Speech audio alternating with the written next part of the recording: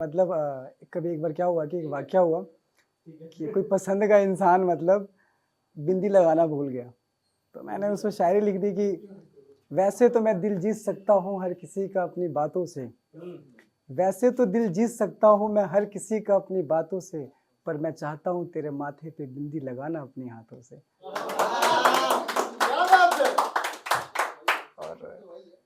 और जैसे कहते हैं ना कि इंग्लिश में कहते हैं, कि मेरी लाइन थी इंग्लिश में कहते हैं कि विल यू मैरी मी, पर हिंदी में अगर कहा जाए मेरे हिसाब से मेरी 2 लाइन थी कि मैं किसी जात पात का नहीं करना भेद चाहता हूँ, अगर तुम हाँ कहो तो तुम्हारे साथ अपने बालों को सफ़ेद करना चाहता हूँ। और वैसे ही एक दिन मैं सड़क पे जा रहा था, काम के लिए जा रहा था, तो फिर मैंने देखा लोग सड़कों पे जा रहे थे मेरी तरह ही, तो मैं लिखा कि जो सड़कों पे चलते हैं जान हथेली पे रख के चलते हैं, जो सड़कों पे चलते हैं जान हथेली पे रख के चलते हैं, और बचपन में जिनके सर से उठ जाता है माँ बाप का साया, ऐसे बच्चों के घर बड़े मुश्किल से चलते हैं। और वैसे ही फिर मैं मेट्रो से जा रहा था। क्या होता है कि एक एज ए आर्टिस्ट आप कहीं जा रहे हो तो ऑब्जर्व करना हमारी एक जिम्मेदारी है, जो चीज़ हमारे आसपास हो रही है उसके उसके ऊपर हम कुछ ना कुछ तो लिखे ज़रूर। तो ऐसे मेट्रो से भी जा रहा था, तो जो छोटे छोटे बच्चे होते हैं तो उनकी नज़र में क्या कहते हैं, वो कॉपी कलम बेच रहे होते हैं, पर उनकी नज़र में कहीं ना कहीं वो अपना बचपन बेच रहे हैं 5 रुपये कलम के हिसाब से, है ना। तो मैंने ऐसे लिखा था कि खेलने की उम्र में खिलौने बेच रहे थे, कुछ कॉपी कुछ कलम बेच रहे थे,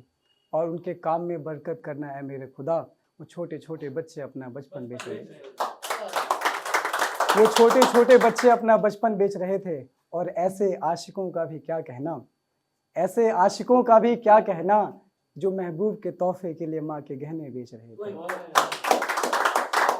ऐसे आशिकों का भी क्या कहना, जो महबूब के तोहफे के लिए माँ के गहने बेच रहे थे। और किसी ने पूछा मुझसे कि लड़कियों की हिफाजत के लिए तुमने क्या किया राज,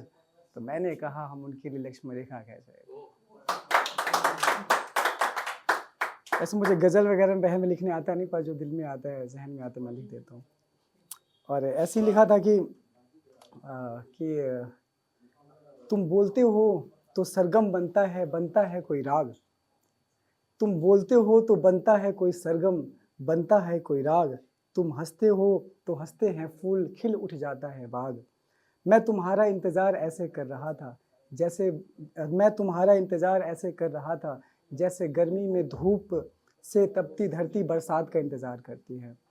जैसे आसमां में बादल आते हैं मोर नाचने का इंतज़ार करती है, जैसे मेढक बारिश में टरटराने का इंतज़ार करते हैं, जैसे तुम मंडे से फ्राइडे हर रोज़ अपने ऑफिस के बस का इंतज़ार करती हो, जैसे तुम 5 दिन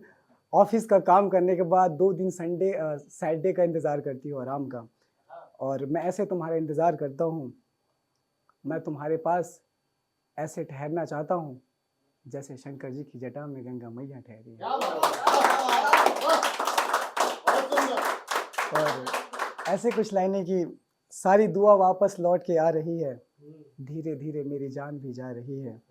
उसे पाने का कोई तरीका दिखता नहीं, क्या करूँ ये बात समझ नहीं आ रही है, इस जहाँ के बाद कोई जहाँ होगा, मैं उससे मांगूँ और वो मेरा होगा, मैं पहले सा नहीं रहा उसकी मोहब्बत में आकर, मैं हंसता हूँ जैसे हंसते हैं उसे पाकर,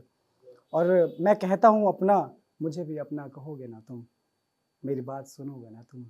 मेरा बन के रहोगे ना तुम, और मैं ठहर चुका हूँ तुम्हें अपना मान के, मेरे प्यार में मेरी तरह प्यार में बहोगे ना तुम, मेरी बात सुनोगे ना तुम, मेरा बन के रहोगे ना तुम। बस, थैंक यू सो मच।